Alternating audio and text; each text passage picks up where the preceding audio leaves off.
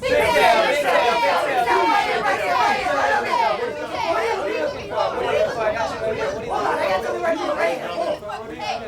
Acá lo que tenemos.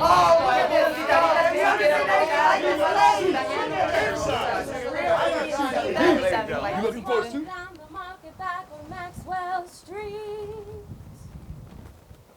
I was walking down the market back on Maxwell Street.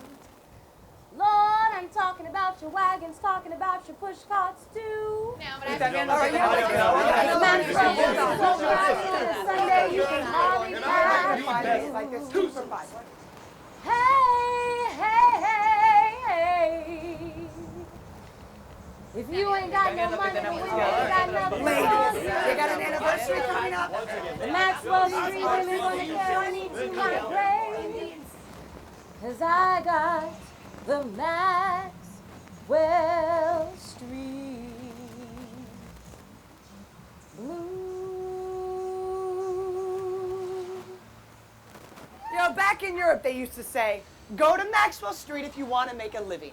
You start with a push cart and graduate to a table. People came streaming in. Boy, did it overflow. Stores and stands and apartments, it was crowded. Horses and wagons and cars could never get through. We came to Chicago, Maxwell Street in the 30s. My father said it was the only place you could start a business with $10. First job I got was at Gold Flats on the weekend downtown. Sold caps on Maxwell Street. Me, I was a puller. I had to stand on the street. But my brother's place was in the basement. He'd have all kinds of merchandise. Sporting goods, pots and pans, baby dolls.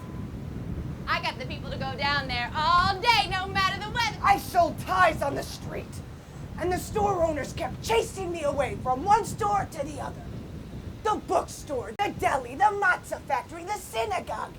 Everywhere I'd go, they would say, move! I'd shuffle from store to store, and they'd shoo me away like a dog. Some of the shopkeepers took advantage of the new immigrants. Greenhorns, they'd call them. Cheat 'em with no mercy. Like in the butcher shops, you get these people from slow places like Poland or the South, and they didn't even see the butcher's thumb on that scale adding about 2 pounds of that chicken. There's a buyer for everything, even if they didn't know what they was buying. Yeah. Everyone was trying to get over. Survive! Of course, people outside the Maxwell neighborhood Never really understood. In 1938, the Southside Hebrew Institute said centers like that are a cancerous growth. Tomato. Cancerous growth. Potato. We were just trying to work. You said it, honey, and all that hard work paid off for a lot of folks. You know all sorts of famous and important folks coming out of the neighborhood. Politicians! Colonel Jacob Harvey, smartest politician ever. Arthur Goldberg, Supreme Court Justice. Jack Ruby, the man who shot the man who shot Kennedy. Rubenstein was his real last name. Prize fighters. Barney Ross, champion. King Levinsky, champion. And Jackie Fields.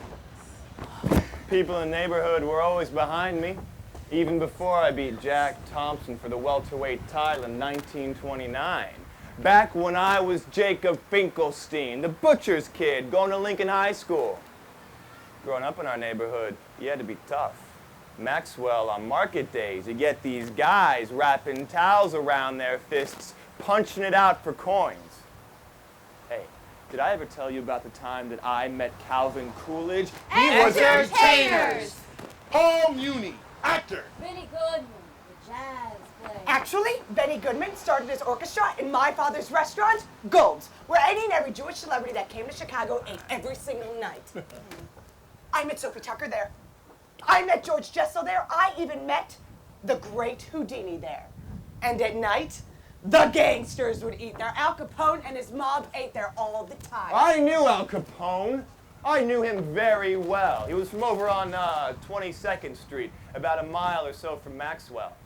I brought him tickets to my fights when he was in county, and he said to me, "Champ, don't come back unless you're a champion again." And I said, "I'll see you tomorrow." Dr. Tucker. They called me the woman of the future. For 40 years, I was the medical director of Chicago Maternity Center. They used to call it the Maxwell Dispensary. In my time, me and my staff, we delivered over 100,000 babies in people's homes. We were the only home delivery service in the U.S. I've seen everything under the sun down on Maxwell Street. I delivered babies in alleys, on dirt floors, by candlelight in attics. It's not much better than the center when I first saw it. It was a dump. Just horrible. The walls were rarely washed. Battleship gray linoleum floors, no curtains. Old electric light fixtures, pipes full of sediment.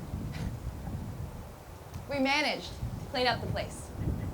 We didn't have any money, so very much in the spirit of Maxwell Street, we had to get creative. Now, most of the time, people this time, they were unemployed, so whenever we deliver a baby, I'd say to the father, if you paint and clean, we'll cover all the expenses and feed you. Anytime we needed something done, we went through the files looking for pregnant women married to plumbers and painters and electricians.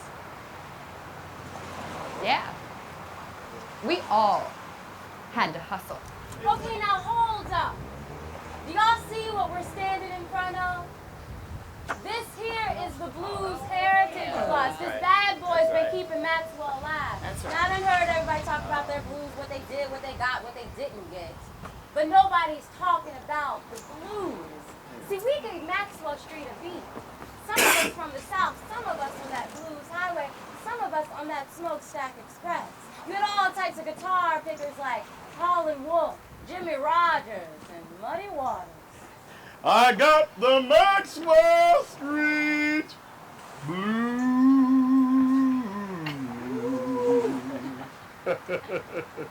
No, Maxwell Street was a great place. I'm just so glad I don't got to go back. I didn't like playing in all that weather, and I sure didn't like passing no hat round for no poles. But when you get a boy like little Walter, and he start blowing on that harp, wow, he just about set fire upon you. Me, Jim, Walter, we got together and made a trio. Made our first record right here on Maxwell Street. I sold me a lot of record players in my little appliance store. Also had me a little disc recorder. I'd have a mic. Guys like little Walter and Johnny Young would come in, and I would record it. After a while, I thought, maybe these songs could sell. So I pressed 1,000. Little Walter's Just Keep Loving Her and Ornella Blues. Matter of fact, I still get calls from Japan asking for that very record. Yeah, you come to America because of the opportunity. The dream. The images in the Hollywood movies. All of those reasons. But you stayed because of Chicago. I mean, it was tough. A black family running a Jewish delicatessen. Oh, come on, I've been waiting here for about 20 minutes. I know it does not take this long to make a baby. Suggested that he switch to, hamburgers, these types of things. It might make things easier. But I didn't know anything about hamburgers. I knew about smoked herring. So I kept everything just the way Ben left it. Dora Berkowitz.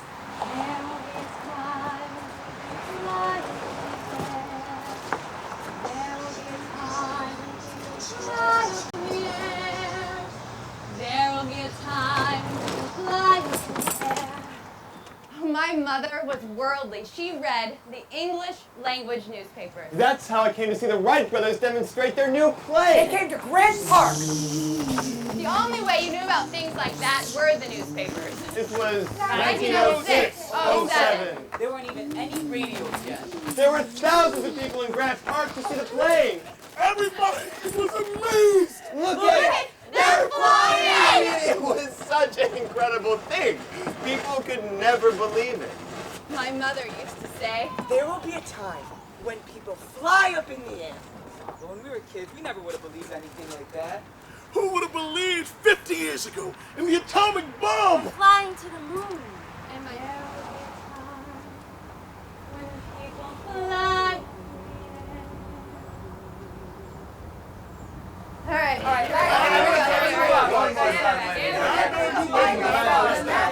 But I said, anything you sold me, 5